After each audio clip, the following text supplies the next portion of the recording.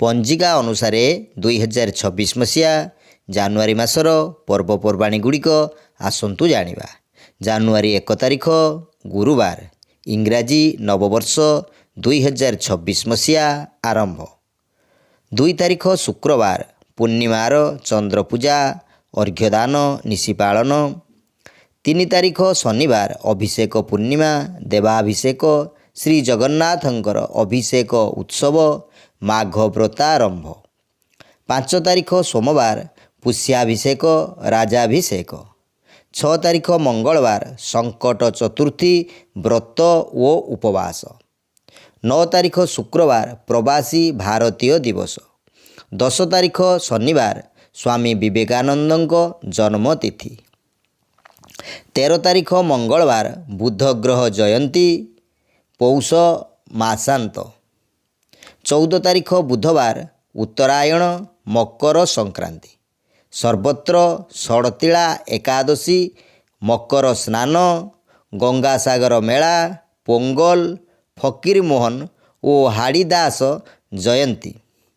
ଭଦ୍ରକ ତିହିଡ଼ି ବ୍ଲକର ତରାଗଣ ବାରିକ ଛକରେ ଦତ୍ତାତ୍ରେୟ ଆଶ୍ରମରେ ଯଜ୍ଞୋତ୍ସବ ଓ ପ୍ରବଚନ। 15 ତାରିଖ ଗୁରୁବାର, ଭାରତୀୟ ସ୍ଥଳସେନା ଦିବସ। 17 ତାରିଖ ଶନିବାର, ରଟନ୍ତୀ କାଳିକା ପୂଜା, ଦେବୀ ବଗଲାମୁଖୀ ଆବିର୍ଭାବ। ରଟନ୍ତୀ ଚତୁର୍ଦ୍ଦଶୀ ସ୍ନାନ ଓ ଯମ ତର୍ପଣ।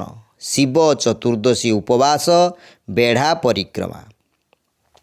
18 ତାରିଖ ରବିବାର, ତ୍ରିବେଣୀ ଅମାବାସ୍ୟା, ଶ୍ରୀ ବିରଜା ଦେବୀଙ୍କ ଜନ୍ମୋତ୍ସବ।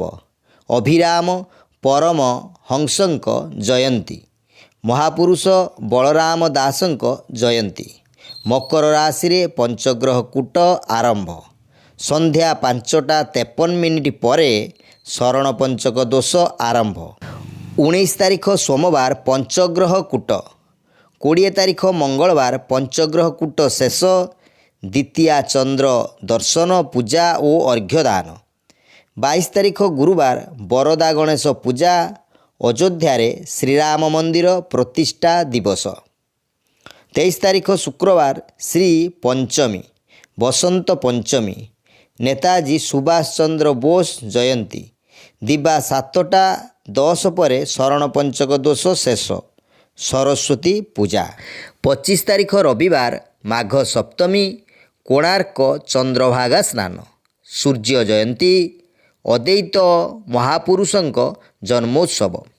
ଦଶାଶ୍ୱମେଧ ଘାଟରେ ଗୀତା ପ୍ରବଚନ। ମହାପୁରୁଷ ଜଗନ୍ନାଥ ଦାସଙ୍କ ତିରୋଧାନ। 26 ତାରିଖ ସୋମବାର, ଭୀଷ୍ମାଷ୍ଟମୀ ଓ ଭୀଷ୍ମ ତର୍ପଣ। ମାଧ୍ୱାଚାର୍ଯ୍ୟ ଜୟନ୍ତୀ। 77ତମ ସାଧାରଣତନ୍ତ୍ର ଦିବସ। 29 ତାରିଖ ଗୁରୁବାର, ସର୍ବସମ୍ମତ ଭୈମୀ ବଡ଼ ଏକାଦଶୀ, ବ୍ୟାସ ସରୋବର ସ୍ନାନ ଓ ମେଳା। ମାଳିକାକାର ମହାପୁରୁଷ ଅଚ୍ୟୁତାନନ୍ଦଙ୍କ ଜନ୍ମୋତ୍ସବ। ଲକ୍ଷ୍ମୀନାରାୟଣ ବ୍ରତ, ବରାହ ଦ୍ୱାଦଶୀ। 31 ତାରିଖ ଶନିବାର, ଶ୍ରୀ ନିତ୍ୟାନନ୍ଦ ମହାପୁରୁଷଙ୍କର ଜନ୍ମୋତ୍ସବ, ଜୋରନ୍ଦା। ଅଲେଖ ମହିମା ମେଳା। ଭିଡ଼ିଓଟି କିପରି ଲାଗିଲା? ଭଲ ଲାଗିଥିଲେ କମେଣ୍ଟ କରିବା ସହିତ ଲାଇକ୍ କରନ୍ତୁ, ସାଙ୍ଗସାଥିମାନଙ୍କୁ ସେୟାର କରି ଜଣାନ୍ତୁ। ଏହା ସହିତ ଏହି ଚ୍ୟାନେଲକୁ ସବସ୍କ୍ରାଇବ୍ କରି ନିଅନ୍ତୁ। ଓମ୍ ଦଧିବାମନାୟ ନମଃ।